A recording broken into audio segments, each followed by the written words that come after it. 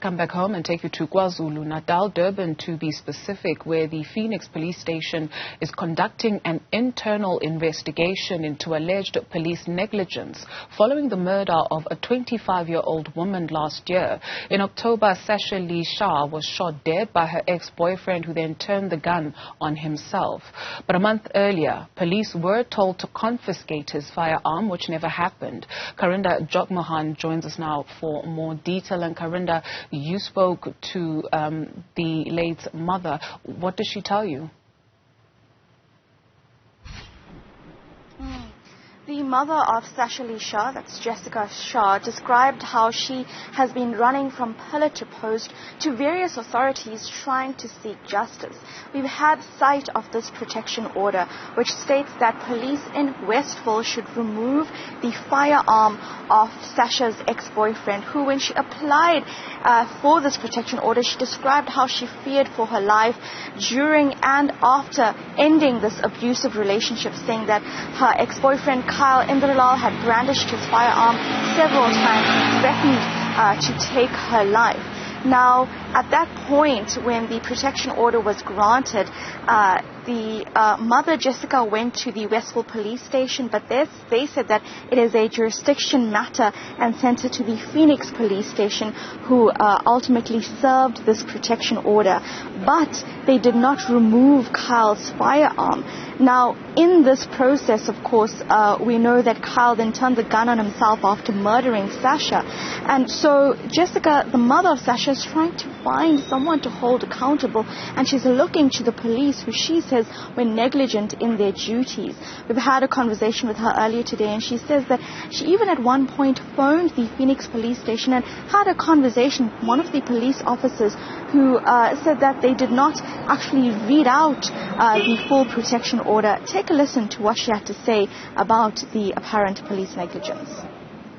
When I phoned the Phoenix police station and I spoke to somebody, this is now in November last year, I spoke to someone in that department where they serve protection orders, and the gentleman said to me that, I asked him, I said to him, do you read the protection orders before you serve it? He said to me, we deal with such large numbers, we do not have the time to read through. Okay, everybody knows about the In Loving Memory Facebook page that I've opened for my child, and I've had a lot of response on that from other parents and other women who are suffering the way my child did.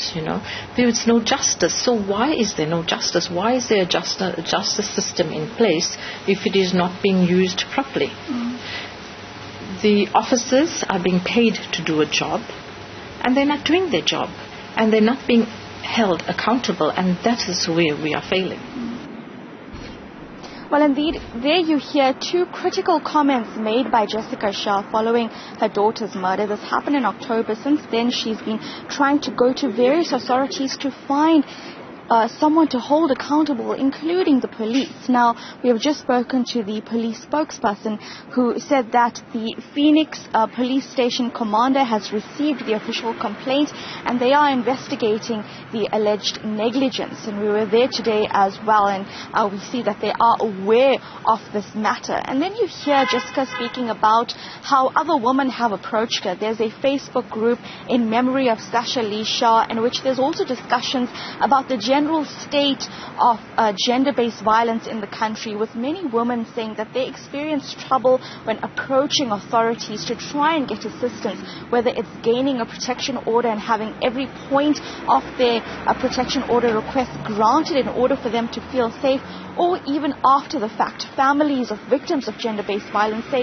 they're having trouble at the courts or at various other places of authorities in order to speed up the justice process. We already know, even in cases of evidence, we know that there's a delay in DNA evidence, specifically here in KwaZulu-Natal, because this province does not have a DNA lab that is for the government and police systems to use. They're sending that evidence to Pretoria, and ultimately that's taking some time and causing delays at the courts, and ultimately causing delays at the justice system to find some peace for families. So it's quite a myriad of issues here when it comes to gender-based violence. violence, the safety of women and children that we know is a major issue in this country. And this is one example, of course, of how one family feels that they've been let down, and had police intervened, perhaps read the protection order and removed that firearm that 25-year-old Sashali Shah would have celebrated her 26th birthday just last month.